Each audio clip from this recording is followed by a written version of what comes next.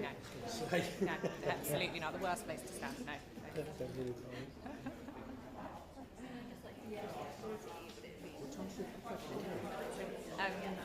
12:40. Oh, okay. This. Yeah, exactly. So they'll be in seated soon by the looks of it.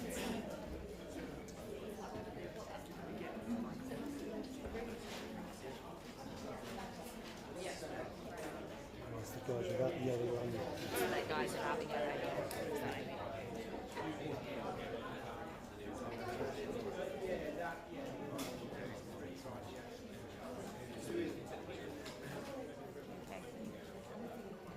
yeah.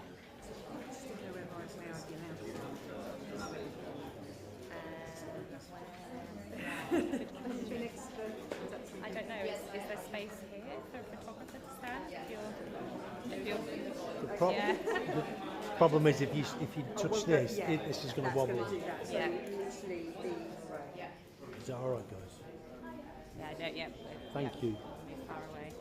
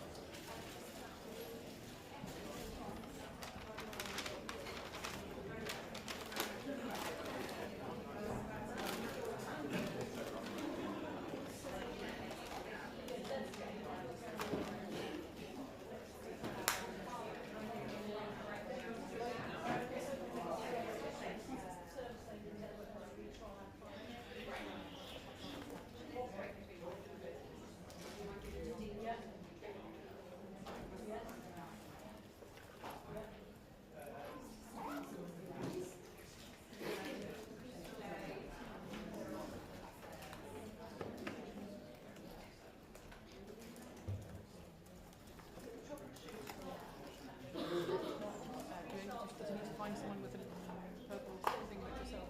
No, he should be able. If you tell me to take the phone for an interview, he should be able to do that. Yeah, no, what he wants to do is No, not about the about the that's where he's going. So Yeah, he's saying, stage I do. You just tell him that you are speaking. Maybe that's great.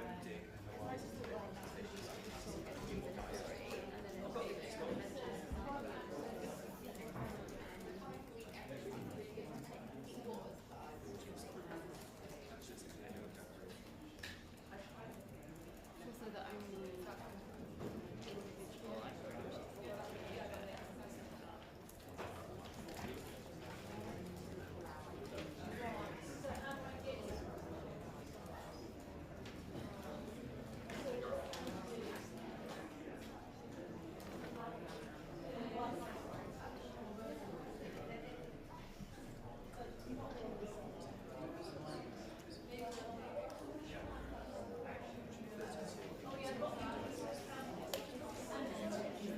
I'm going to be moving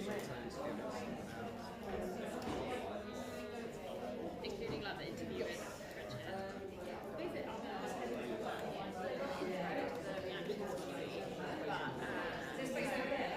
But you know, I mean, other options will be available. It's just that just sets it slightly back.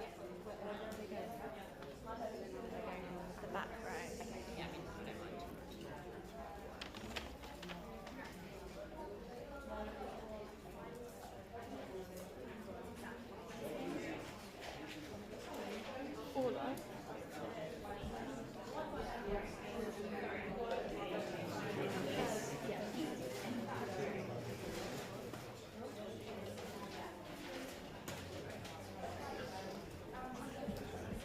Yes, I'll be.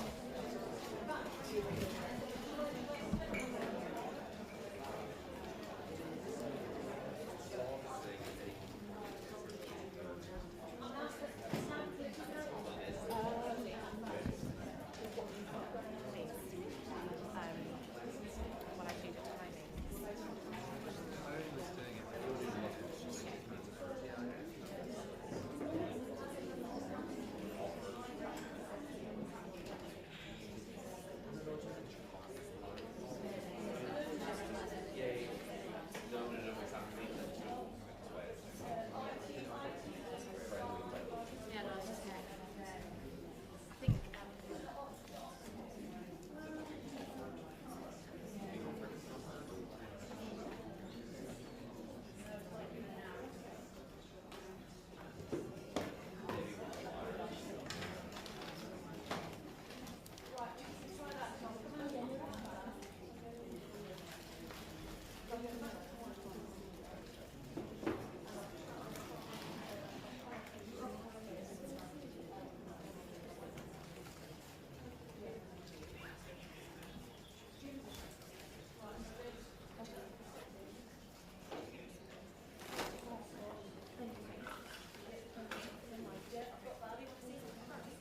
Stand up and say the name of your organisation. No, we're just going to go straight to questions. We don't have a lot of time. Hi, thanks for speaking to us today. I'm Jim Rick from BBC News. I just want to start by asking all of you, 40 years, 30, 40 years after you started campaigning, some of you, what's it like to be proved right? Andy? Today is a momentous day, I think, for all of us. Sometimes we felt like we were shouting into the wind during these 40 years. When we told people, they didn't believe us. They said this wouldn't happen in the UK. But today proves that it can happen in the UK, and it did happen in the UK. And I just feel validated and vindicated by Sir Brian and his report today.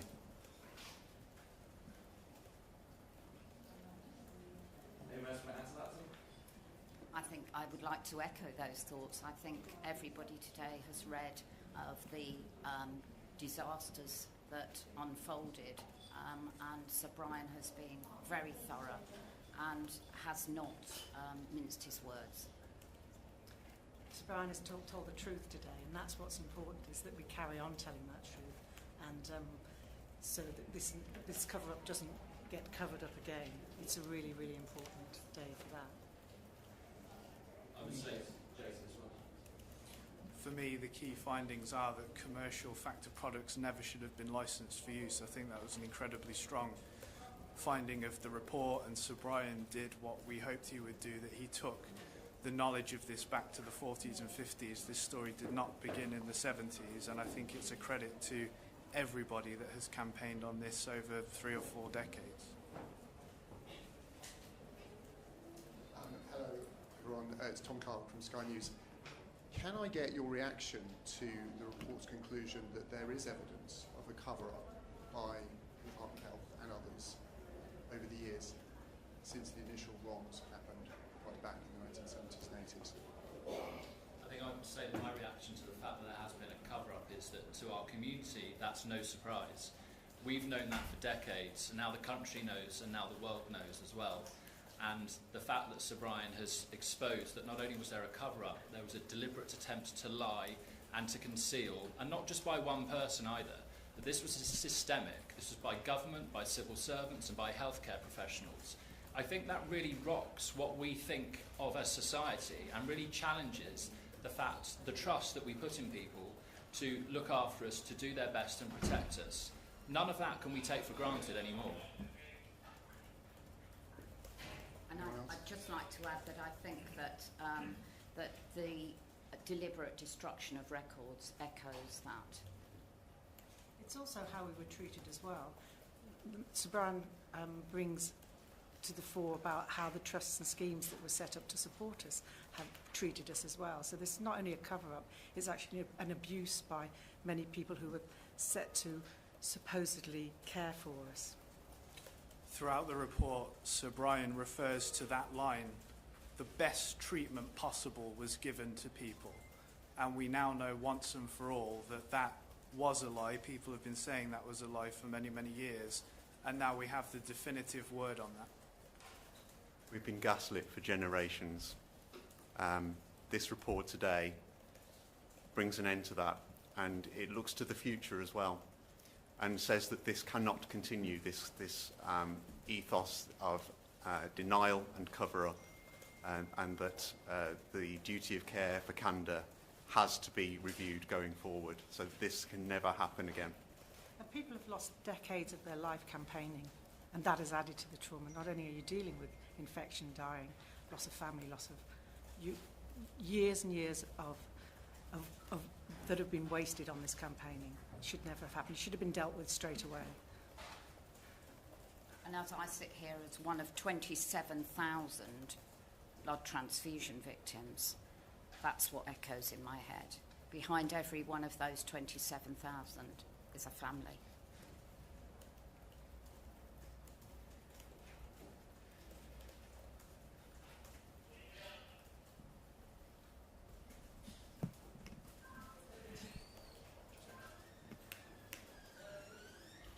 Hi, Joe Pinkstone from the Daily Telegraph. I just wanted to ask you what you would say to the politicians in charge throughout the scandal and in charge now. There's some criticism of quite specific individuals in the report. I'd just like to get your thoughts on what you would say to them. I think many of the politicians should hang their heads in shame. I think for the first time we've seen people like Jeremy Hunt and other health secretaries speak up recently and actually start to acknowledge their part in this scandal. Because no single person is responsible for this scandal. It's been the result of generations of denial, delay and cover-up. And whilst there might be an apology later today from the Prime Minister, it's not just the Prime Minister who holds responsibility and accountability for this.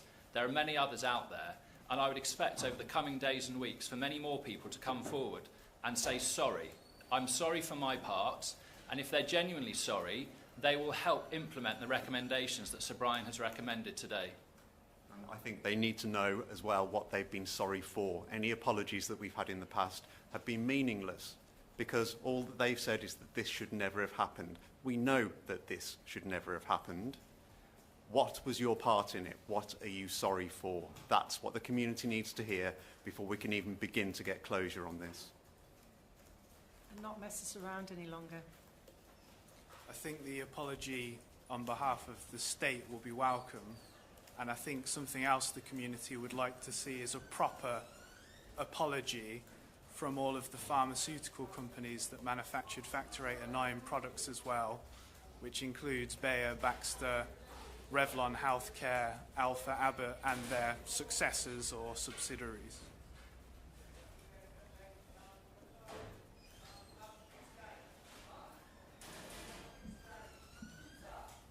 Victoria MacDonald from Channel 4 News. It was made very clear that this inquiry could not recommend corporate manslaughter charges, could not go there, but do any of you think, or do you know if any complaints have been made officially to the police? I'm not aware of any at the moment. I should say that as well as being the chair of the society, I'm a criminal barrister, and one of the aspects that sadly the delay has caused is the fact that there are doctors out there who should have been prosecuted for manslaughter, gross negligence manslaughter. Doctors who were testing their patients for HIV without consent, not telling them about their infections, who then went on to sadly infect their partners, and they then went on to die. Those people should have been in the dock for gross negligence manslaughter. And sadly, because of the delay, that's one of the consequences, that so many people will not see justice as a result. I'd like to add that that extends to the politicians and the licence makers that licensed Factor 8 when there were clear warnings in place. This has gone on for so long now that the people that were around at the time will be very hard to track down if they're even still alive. And that's one of the testimonies of the cover-up and the delays in getting justice to this scandal is the time that it's taken has meant that justice delayed really is, in this case, justice denied. I think a lot of the villains in this story sadly have now died. In particular, on a clinical level, I would include Professor Arthur Bloom and Dr. Charles Ritzer, who were the two leading haemophilia care figures at the time, and for whom, if they were still alive today, I think there could well be a case for criminal charges, and that's just a testament to the fact that the government did not launch a public inquiry earlier at the time it should have happened, probably in the 90s. I mean, in the report today, it says that there was enough public interest in this scandal for the inquiry to have been launched around 1986. Just think about the delay for a moment and think how many people could have been brought to justice at that point but haven't. I think we need to be aware too of the deliberate destruction of records. The records, not just patient records, but records kept by the Department of Health, and that has become clear in the report that they were deliberately destroyed. And also the evidence that was coming forward and being placed in front of government by campaigners that was dismissed. I think today is about the vindication of many of those campaigners, who some have sadly died, and I think that's what needs to be remembered, that this has been 40 years of cover-up and campaigning. Can I add that there's an unprecedented aspect to this inquiry, because Sir Brian Langstaff has said that this is not his final word.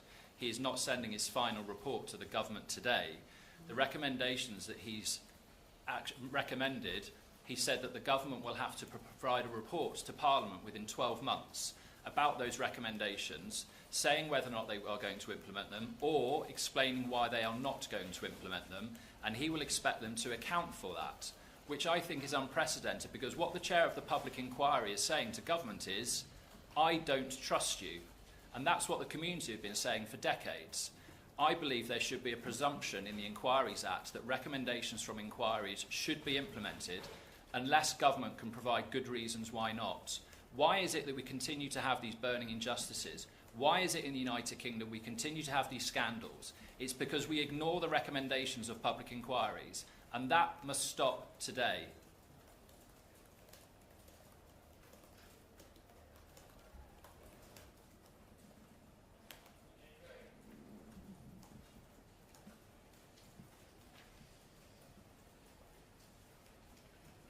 Hi, sorry, Joe Pinkstone from the Daily Telegraph again.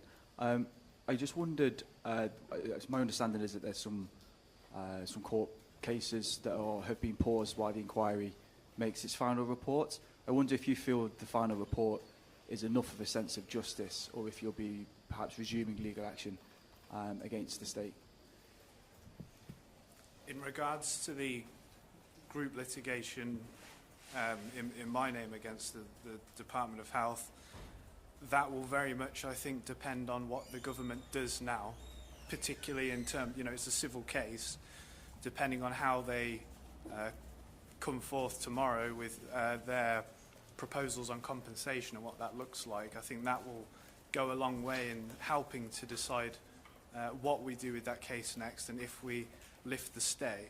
There are other litigations, such as the Treloar litigation, and other litigations going on as well, but I wouldn't be able to comment on those.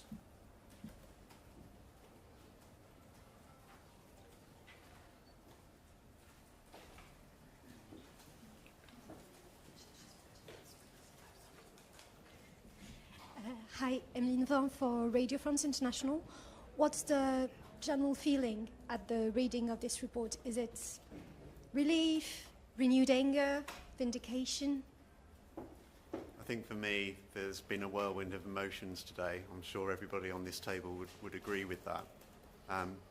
When you've been building up to a single day for 40 years, there's no wrong or right emotion about it. But for campaigners who have been doing this for so long, for saying the things that are now in this report for so long, I think relief, absolute relief, will be an overriding emotion, and that's certainly the case for me. I think many feel that this is the beginning of the end, because having had an excellent public inquiry, and we should commend the chair and his team for the inquiry, the ball is now in the government's court, and it will depend on the government response. And until we have a full government response in terms of compensation, all the other recommendations, it's only then we will be able to judge whether or not this inquiry has been successful or not. Hi, my name's Emilio. I work for Politico. I have a question which is, obviously we've seen sort of some similarities with this recent post office scandal as well, where it seems like the politicians didn't really take it seriously enough, or potentially worse. Corporate wrongdoing potentially was brushed under the carpet. It's taken a really long time for people to notice that and to get to close to an end to that situation. Do you think, thinking about that and this situation, do we have a kind of wider problem with our society or our politics in terms of listening to people who have been wronged and getting things sorted quickly and trusting them, essentially? That goes back to what I said earlier about the truth. This is the day of the truth, and it's up to society, up to you, the media, to ensure that that truth gets told and to keep coming back to it. Otherwise, we will be back in a situation, and millions of pounds of money that's been put into this inquiry would have been wasted. Sorry. I was just going to say, I think that that if we look back at this, it was cost that was a huge factor in why they bought in the American products, in why they didn't screen the blood for transfusion, and now cost is a factor yet again, because it's going to cost much, much more, and has cost much, much more, and that's just in monetary terms, and I'm not thinking then of even the loss of life, which is the most unbearable cost. Not only is the loss of life, that those people who are still infected need ongoing health and social care needs, and that needs to be addressed within any compensation package, and that needs to be talked about. I think today sees the victory of truth over power, and you talk about the post office scandal and this scandal. Healthcare and the law are the twin pillars of our civil society, and they've both been rocked to their foundations by both of these scandals. Had this inquiry happened decades ago when it should have happened, might the post office scandal or large parts of it have been avoided? Possibly. And that's the real tragedy of this, that we continue not to learn from failures. We've mentioned two scandals, this one and the post office. There are many others that coalesce around the Hillsborough Law Now campaign, which Andy Burnham started, such as the nuclear test veterans, Grenfell Tower fire, the story of Zane, who died as a result of toxic matter in a family household. There are so many of these campaigns, and they all need to be looked at. I think the civil service has closed ranks around a lie for a long time in this inquiry, and I think the similar thing has happened in the post office and many of the other inquiries that Jason has just mentioned. And ministers, sadly, weren't given the truth, and I think that decision was made a long time ago, and money is at the source of it. It seems to be always at the source of it. And we know there were conversations in higher levels of government saying that if you compensate the haemophiliacs, then that sets a precedent. So let's not do it. And when you continue that line, that government line, and closing your ranks around denial, then that's the sort of this is the result of it, and the post office is the result of it. And we need systemic change and a duty of candour at all levels of government, including the civil service, to make ministers absolutely aware of what the options are, and then maybe we'd have a chance of not having this repeated.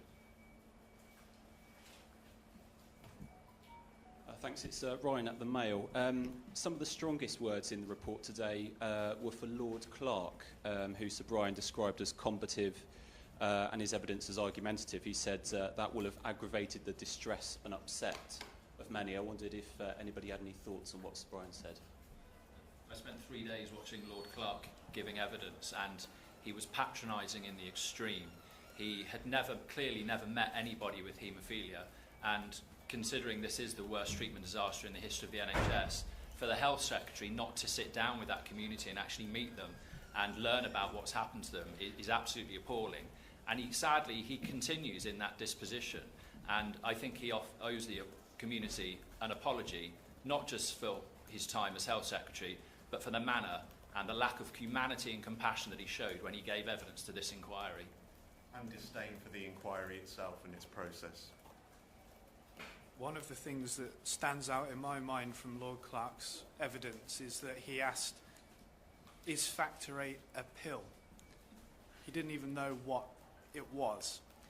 And I actually used that as a way to ask the media to please assist with the public understanding about that product and why it's so dangerous, because it is fundamental to the report today.